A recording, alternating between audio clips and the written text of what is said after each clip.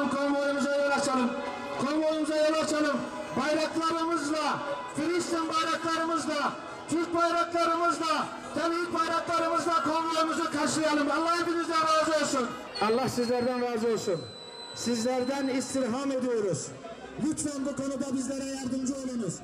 Değerli kardeşlerim, kıymetli kardeşlerim, platformda bulunan, cami avlusunda bulunan kardeşlerimiz, hanım kardeşlerimiz, sizleri aşağı aleme davet ediyoruz. Allah rızası için lütfen bize yardımcı olun. Sol taraftaki, platformun sol tarafını boşaltalım. Allah razı olsun. Programımız birkaç dakika başlayacak. Allah rızası için.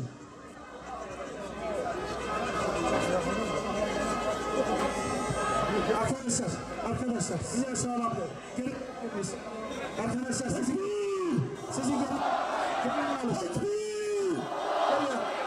Tekbir! Allahu Ekber! Allahu Ekber! La ilahe illallah! La ilahe illallah! La ilahe illallah! La ilahe illallah! La ilahe illallah! La ilahe illallah! Mescid-i Aksa özgürleşmeden insanlık özgürleşemez. Filistin saldırı altında, Kudüs kirli postallar altında eziliyor.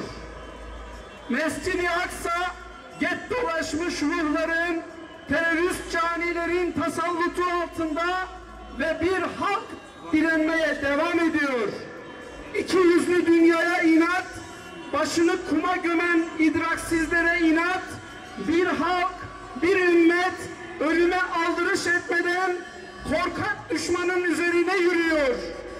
Adaleti değil, güçlünün kanlı düzenini perdelemekten başka işlevi olmayan uluslararası hukuk sistemi zulüm ve terörü desteklemektedir. Onun için terörist İsrail bu kadar fütursuz, bu kadar hayasız davranmaktadır. Onun için İsrail kan ve vahşetle şekillendirdiği işgal stratejisini devam ettirmektedir. Utansın dünya, utansın sözde insan hakları savunucuları, utansın insanlık. Değerli hazırım, aziz kardeşlerim, kıymetli basın mensupları, unutmak felakettir. Biz bugün burada kardeşlerimize destek vermek, teröre karşı direnerek insan olmadan onurunu kurtarmak ve imanın izzetini korumak adına çoluk çocuk demeden kadınıyla, erkeğiyle, genciyle, yaşlısıyla canını ortaya koyan yiğitlerin mücadelesine omuz vermek, insan olmanın asgari şartını yerine getirmek için toplandık.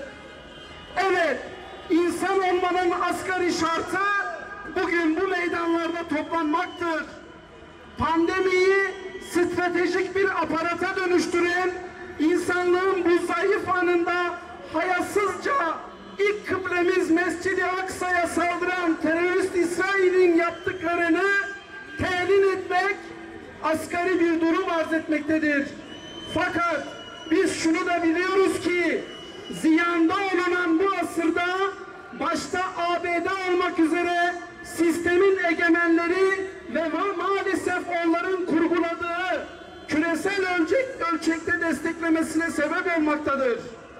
Zaten İsrail'in temelinde terör vardır, kan vardır, kin vardır ve ırkçılık üzerine bina edilmiş Siyonist rejimin oluşturduğu ipe sapa gelmez kör bir inanç vardır.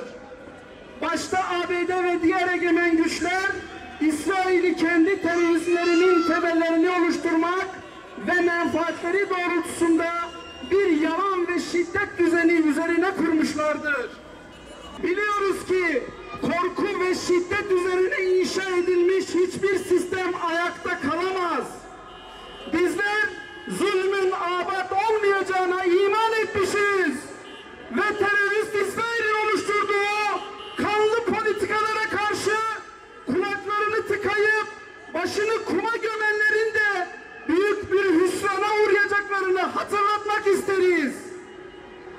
O zaman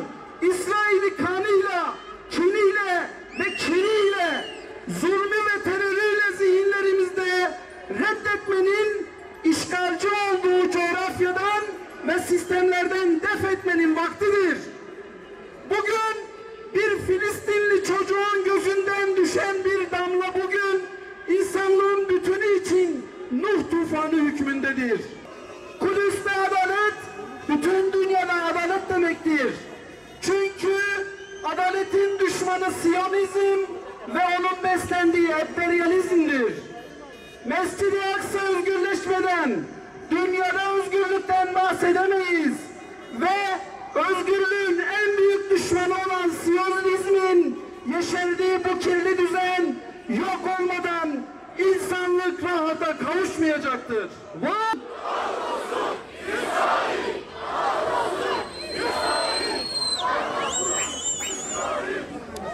Mescid-i Nebevi ile beraberiz ve özellikle bugün Filistinli kardeşlerimizle beraberiz. Bu beraberlik şuurunu kalbimize nakşet Allah'ım.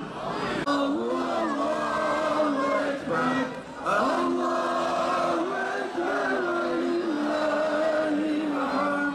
Allahu Ekber, Allahu Ekber, la ilahe illallah, Allahu Ekber, Allahu Ekber ve lillahil hamd.